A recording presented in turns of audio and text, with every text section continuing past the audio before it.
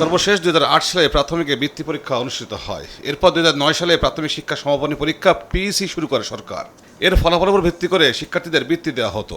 প্রায় দেড় যুগ বিরতির পর গেল বুধবার থেকে শুরু হয়েছে প্রাথমিক বৃত্তি পরীক্ষা। নীতিমালা অনুযায়ী ট্যালেন্ট পুল ও সাধারণ এই দুই ক্যাটাগরিতে বৃত্তি দেওয়া হবে।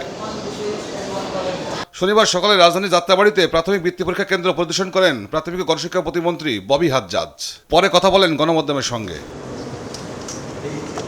বৃত্তি পরীক্ষায় শিক্ষার্থীদের সব ধরনের সুযোগ সুবিধা নিশ্চিত হচ্ছে কিনা তা পর্যবেক্ষণ করতেই বিভিন্ন কেন্দ্র পরিদর্শন করা হচ্ছে উল্লেখ করে কোচিং সেন্টার নিয়ে সরকারের অবস্থান তুলে ধরেন ববি হাজ্জাজ। কোচিংয়ের বিরুদ্ধে আমরা শক্ত অবস্থান নিচ্ছি, কিন্তু আবার এটাও বাস্তবতা মানতে হবে যে কোচিংটা এত অতপ্রুতভাবে আমাদের সমাজে ছড়িয়ে আছে যে এক রাতে এটা বন্ধ করা সম্ভব না। আমরা বেশ কিছু আপনার ইনোভেশন বা বেশ কিছু পলিসিস আইডেন্টিফাই করছি, যেগুলোর মাধ্যমে হয়তো আমরা পাইলটিংয়ে যাব।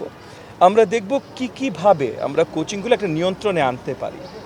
সো এই নিয়ন্ত্রণের প্রসেসটা আমরা খুব শীঘ্রই শুরু করবো, আপনারা দেখবেন।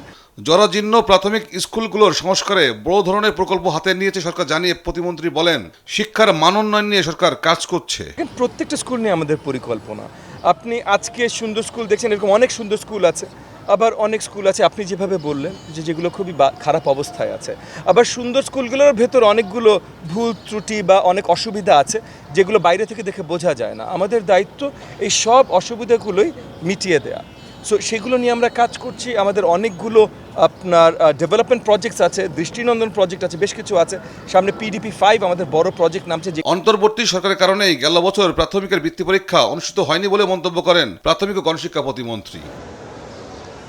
তৌফিক মাহমুদ মুন্না, দেশ টিভি, ঢাকা।